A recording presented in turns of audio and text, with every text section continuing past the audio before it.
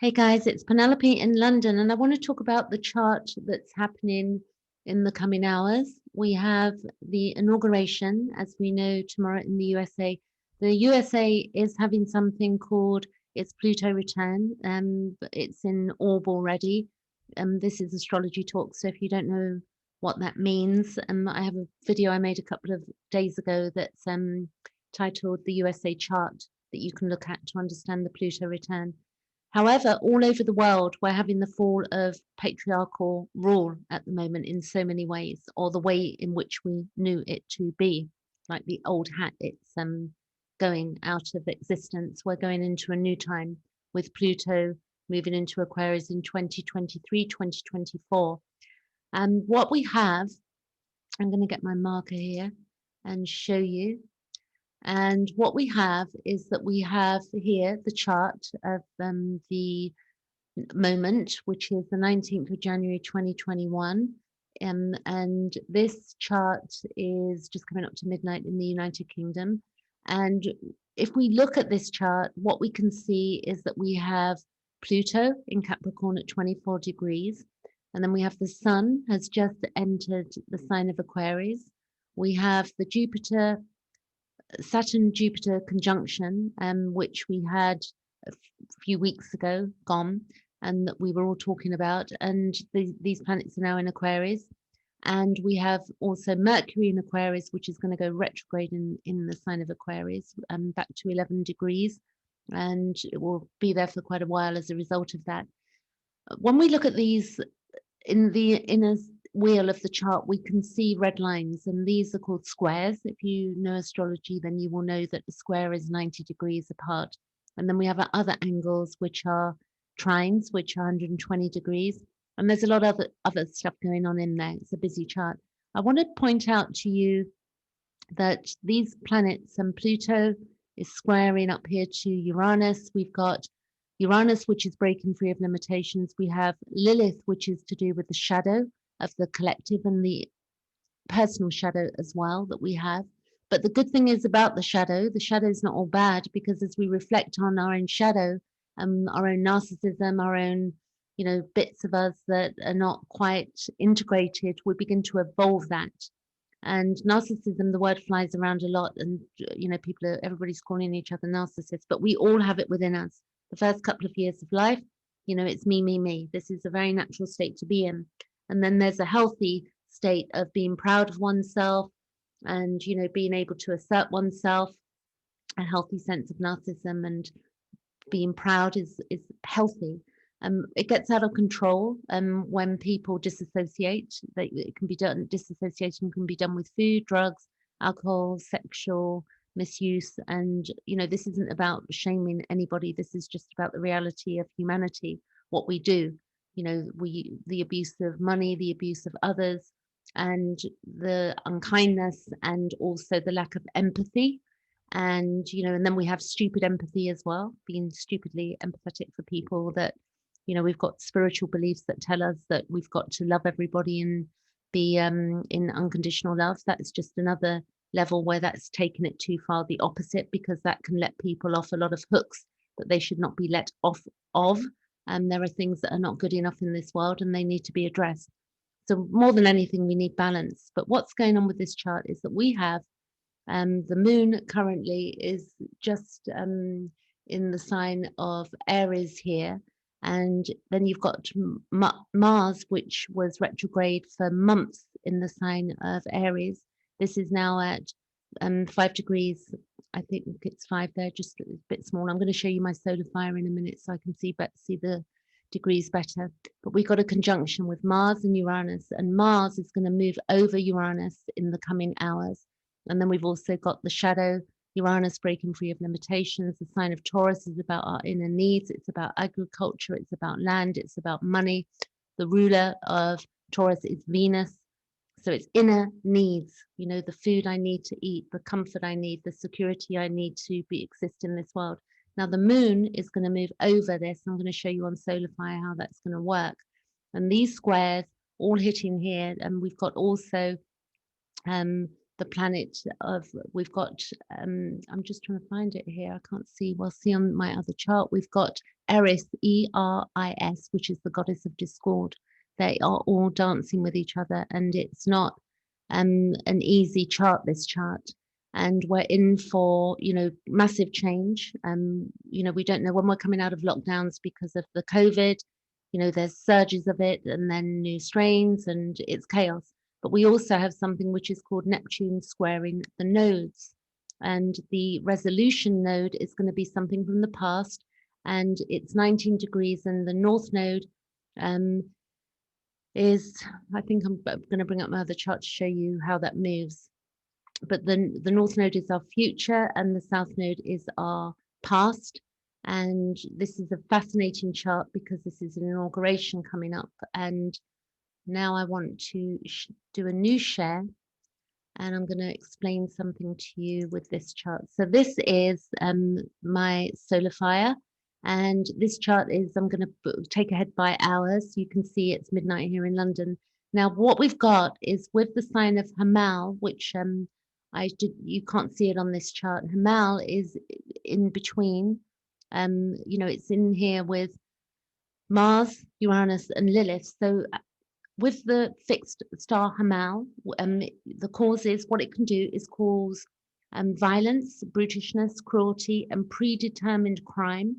It's also malicious, thieving, not having any mercy, fiendish, repulsive. It's liars, accidents, and death, and it's military preferment, and final disgrace. And Hamal is known as the head of the ram, often described as an evil star. In modern times, we can think of this star as a statement of independence. So it's better off looking at this in humanity right now. It's a statement of independence. The other thing is that the key word for that Hamal star is, the fixed star of Hamal is to follow one's own path. We are moving in toward individuation. Individuation does not necessarily mean being away from people. It's about becoming whole. And that's the work of Carl Jung. Individuation might sound like, oh, I'm going to do everything all on my own, but it's actually not about that. It's about becoming whole.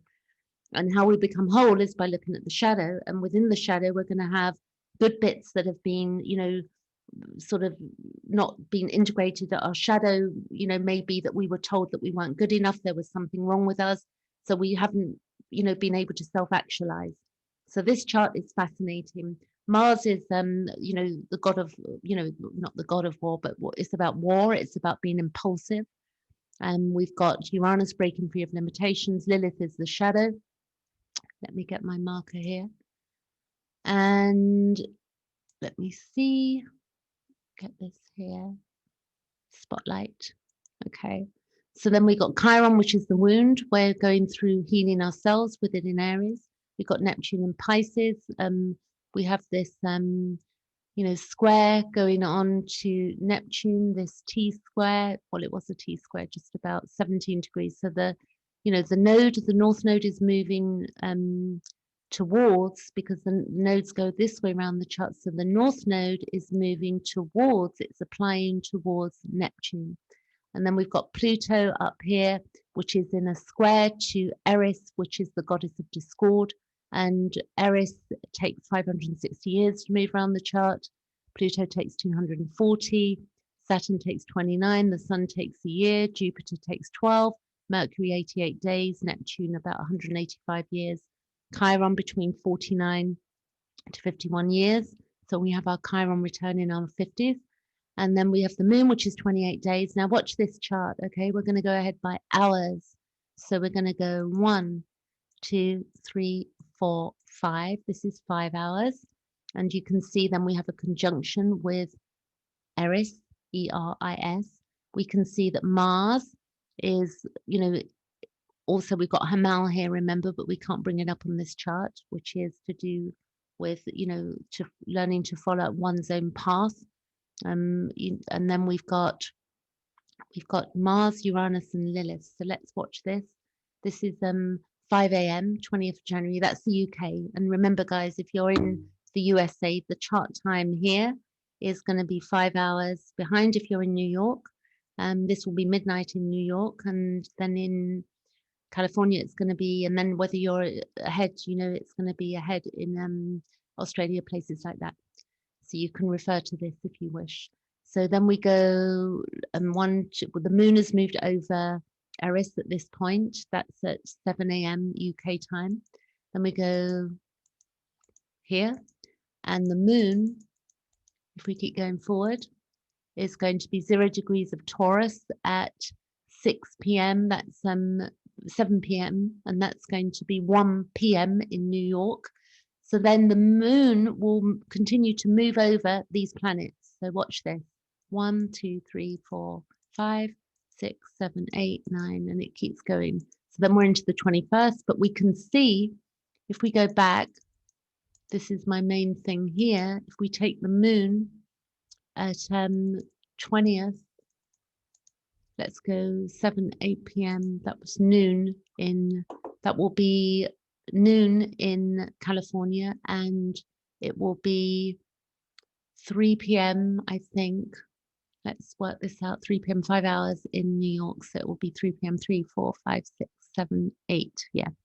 So the moon will be 0 degrees and it's going to go over these planets. And we can see all of these squares with the sun, 0 degrees of Aquarius. This is huge change. So what can we predict? I mean, we're just seeing what's going on around us. But I thought this would be really useful. And the other thing I'd like to point out is that the work that we need to do to look at this shadow side in humanity is, I would like you to, look at a book called Dispelling Wetiko by a gentleman called Paul Levy, Levy. I'll put the link below in the YouTube video. And I would like you to look at it because it's about dispelling Wetiko, which is to do with the, selfishness of humanity. So, it's not something that we look at often. We often point the finger. Everybody else is selfish. Everybody else has got it wrong. But really, we need to sort out our own psyche. And, not everybody's going to be able to do this because we're all at different levels.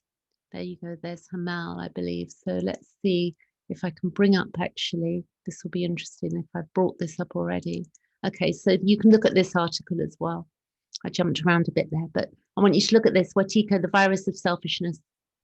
And it explains to you what it is. So Wetiko is a word that the Native Americans used to designate an evil person who never worries about the well-being of others. So the legacy Levy wished to leave his book is not all negative, reproachful or alarming. It is actually the opposite message. Every virus, the biggest virus is selfishness, okay? This is the truth. Every virus seeks a host to invade and feed off. However, each of us can put up defensive barriers. We can strengthen our psychological immune system to keep being from infected by selfishness. So have a look, because he talks about Carl Jung here, and you can read this article. You can see the link up here. I'm going to leave it there for today, and hopefully this has given you some, useful information, but you just need to really, sit with yourself, stay calm and look at what your feelings are. Basically we're watching some things occur, and generally people will get involved in some of those things and be affected heavily by those things, and others will be watching those things. So this is to do with the psyche of man, clearly, mankind rather. Okay, that's it. I'll catch you later.